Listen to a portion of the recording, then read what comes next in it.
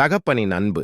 பல ஆண்டுகளுக்கு முன்பு இங்கிலாந்தில் ஒரு பெரிய ஆற்றின் குறுக்கே பிரம்மாண்டமான ரயில்வே பாலம் ஒன்று இருந்தது. அந்த பாலத்தை நிர்வகிக்கும் பொறுப்பில் ஜான் என்ற நபர் இருந்தார். அந்த பாலம் ஒரு தூக்கு பாலம்.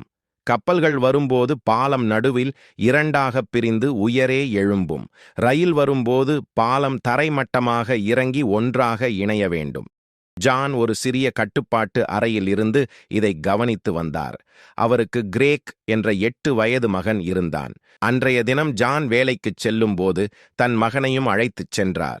மதியம் 1 மணி இருக்கும். ஒரு பெரிய கப்பல் ஆற்றில் கடந்து சென்றது. ஜான் பாலத்தை தூக்கி நிறுத்தியிருந்தார். கப்பல் சென்ற பிறகு சற்று நேரத்தில் ஒரு வேகமான பயணிகள் ரயில் அந்த பாலத்தை கடக்க வேண்டும். அதில் சுமார் 400க்கும் மேற்பட்ட பயணிகள் இருந்தனர். ரயில் தூரத்தில் வருவதைக் கண்ட ஜான் பாலத்தை இறக்குவதற்காக லீவரை இயக்கத் தயாரானார். அப்போது எதேச்சையாக கீழே பார்த்தவருக்கு இதயம் 1 நிமிடம் நின்றுவிட்டது. அவருடைய மகன் கிரேக். விளையாட்டின் மும்முரத்தில் அவன் தடுமாறி அந்த பெரிய சக்கரங்களுக்கு நடுவில் விழுந்துவிட்டான். இப்போது ஜானுக்கு முன்னால் 2 மிகப்பெரிய சவால்கள் இருந்தன. முதலாவது மகனை தேடி ஓடுவது. ஜான் கீழே இறங்கி ஓடிச் சென்று மகனை காப்பாற்ற குறைந்தது 5 நிமிடங்கள் ஆகும். ஆனால் ரயில் இன்னும் 1 நிமிடத்தில் பாலத்தை வந்தடைந்துவிடும்.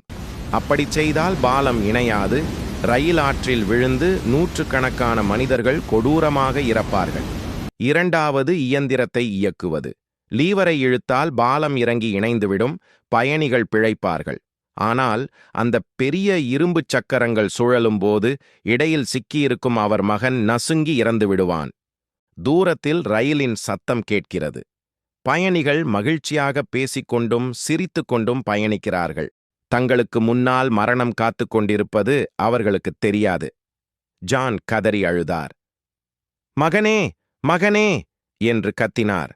ஆனால் கிரேக் பயத்தில் உறைந்து போயிருந்தான். ஒரு தந்தையாக ஜானின் கை நடுங்கியது.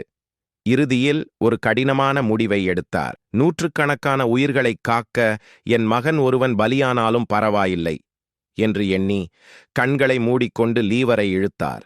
ரயில் மின்னல் வேகத்தில் பாலத்தை கடந்து சென்றது.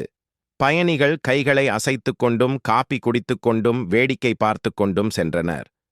ஆனால் ஜான் அங்கே தன் மகனை இழந்து சிலையாக நின்றிருந்தார். நாம் உணர வேண்டியது, நாம் பாவிகளாயிருந்த போதே நமக்காக தேவன் தம்முடைய குமாரனைச் சிலுவையில் கொடுத்தார்.